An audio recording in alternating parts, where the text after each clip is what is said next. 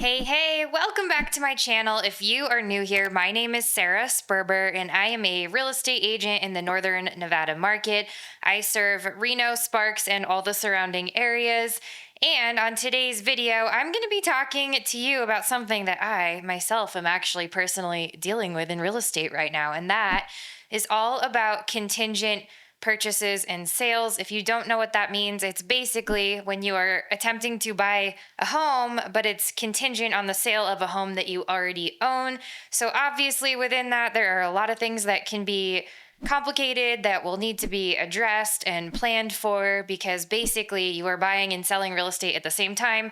Doing one of those things at a time is inherently stressful, but when you have to do both at once and make sure everything aligns, let me tell you firsthand, I feel psychotic. It's a little crazy, and I actually work in this industry. So I'm going to dive in and give you some firsthand pointers that I can share with you. Basically, from my own experience, obviously, I've helped countless buyers and sellers do this, many of whom relocate here from out of state. So there's a whole other layer of complication, right? Where they are having to sell a home potentially across the country and then buying a home here and making that all align, which is unimaginable stress, but it's not impossible. It's something that I am able to help you with. And without further ado, let's dive into some of the things that you need to consider when you are making a contingent purchase or sale. So, the first thing that you need to understand is why someone might do this, right? There are other ways to make a purchase when you are sitting on equity in a home that you own that you're trying to get rid of ultimately. But like if you are not somebody who can stomach, having to sell and buy and move all at the same time, you may want to look at a bridge loan. And a bridge loan might also be ideal for somebody who potentially has to vacate the home they're in and do a lot of work or repairs or updating or remodeling, or, if you've been advised by a professional that this house that you have will sell for significantly higher if you gut the kitchen and remodel the entire thing. Well, okay, maybe then you don't want to live in a construction zone while you are selling and buying. So maybe at that point, looking into a bridge loan might be an option. I do have lenders on my team who can facilitate this. I actually just closed a deal that used a bridge loan for this very reason yesterday. So get at me if that's something of interest. Basically, what happens in that scenario is that the investor will buy the home you own so you can have immediate access to your equity, which can then be put down into the purchase of your new home. And then the total balance is kind of rolled all into one payment and one set of terms. The interest rate for the first 6 payments will be significantly higher because of the bridge period, and then it will basically drop down to a typical rate for a conventional loan in most cases. But of course, there are nuances and it does depend on your specific situation. If you want more info about that, just reach out and I'll connect you to one of my lenders. But let's say that you are going to do a truly contingent purchase. So that actually is going to require you listing the home that you own, closing on that, and then using the funds to fund the purchase of the new home. So that's really the bulk of what we're going to talk about today. And what I was saying is that the reason why most people have to go this route is that in order to buy a home of interest, many people need access to the equity that's in the home that they already own in order to be able to make that purchase. I think with the mortgage interest rates being how they've been for the past 2 years, a lot of people didn't really see this as a viable option unless they were having to move, like I said, for relocation or, just life stuff where it requires you to move. But now that rates are beginning to soften, I do think we are going to see a lot of the people who kind of got into their starter homes who are really ready for an upgrade, we're going to start to see that being more and more of a possibility. So this is good information that you're going to need to know if you have been feeling like you've been trapped in a home that really doesn't suit your needs anymore. So one question that I get asked about contingent purchases all the time is how the timeline is going to align just in general, because you have your home that you have to sell, and then you have the home that you're buying. And in order to get the funds from the sale of the home to put into the new home, you're going to have to close on one and then the other, right? So people often ask, so what do I do in the in-between and where am I living? Am I going to be homeless? Am I going to be, having to move twice? And my answer is always like, I really hope not. And 9 times out of 10, we can get ahead of that and prevent that from happening. So, to give you an example, my personal situation right now is that I'm selling the house that we own and buying a new one. But after the funds become available because the sale closes and go to the purchase, I'm going to need a window of time to move out, right? So, what I have negotiated with the buyers of my home is something called a lease back. It's also known as a rent back. It's also known as an agreement to occupy after close of escrow.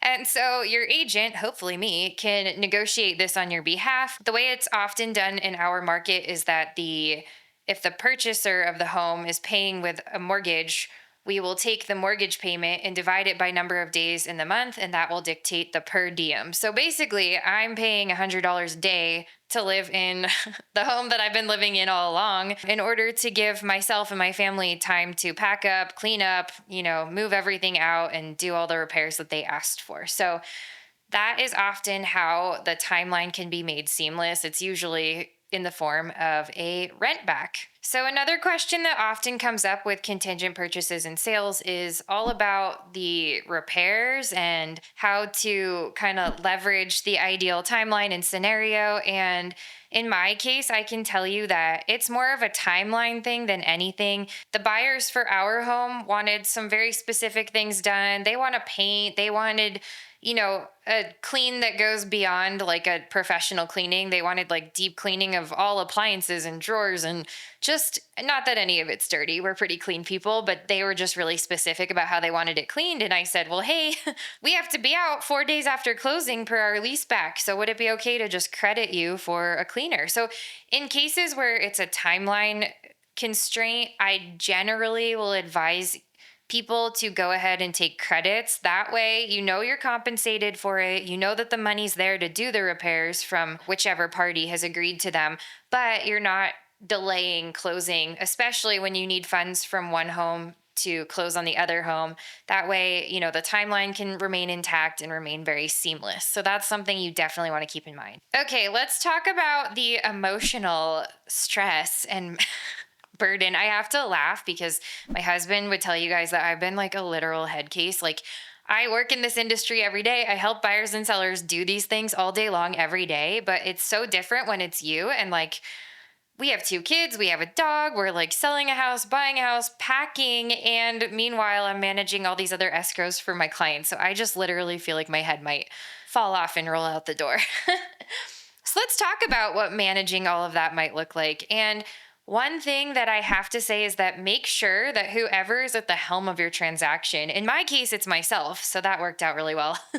But make sure that your agent is very clear about communication, very clear about deadlines, is very communicative with both you and with the other party, because things can get muddy and you're going to want to have somebody who can kind of anticipate what's going to need to happen before, deadlines arise. You've got all your contingencies. So if you're financing, your lender will have like a loan contingency timeline.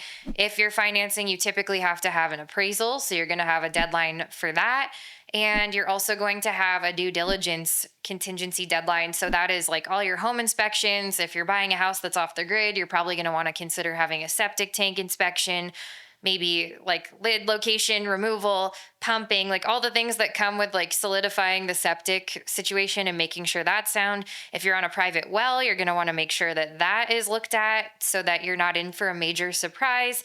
There are solar inspections if you're buying a home with solar panels. So there's a lot to really think about. And if you don't have an agent at the helm of your transaction who's like getting ahead of all that stuff, you might be in for some surprises and some delayed closings. And, the worst thing that could happen is that you have to push back closing, which pushes back the other closing because you're working with 2, right? And that scares one of the other parties away and you miss out. And then you're like locked into selling your house. And then you have nowhere to go, right? So you want to just make sure that all of that is accounted for, and that also every bit of language that goes into both contracts on both sides says that, the purchase is contingent on a successful sale of the other property. The sale is contingent on the successful purchase of the other property. Am I making sense? So you guys want to make sure that it's very clear that neither of these deals will go through if the other one doesn't. So that just needs to be articulated in these legally binding documents that your agent is preparing for you. So, with that, the bottom line is that you want to make sure that you have the ideal team in place. You don't want to have an agent who has too much going on or doesn't understand timelines or can't manage and stay organized, because that's imperative. You also want to make sure that whoever your lender is very experienced with these contingent sales, because they're going to have to kind of keep everyone apprised of their timeline. And